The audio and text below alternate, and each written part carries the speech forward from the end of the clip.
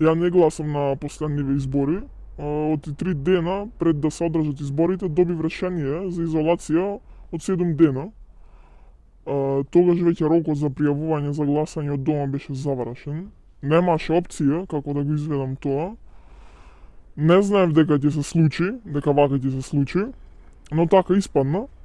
Колешка моја доби позитивен тест на COVID и мислам дека бевме околу 5 до 6 колешки кои отидовме ради тоа во изолација. На денот на гласањето се уште го немав добиено решението, ама бев известена телефонски дека сум во ризичните контакти кои мора да се изолираат на една недела. Јас тоа го почитував. Полицијата секојдневно ме проверуваше дали сум дома. Ја ги почитував тие наредби.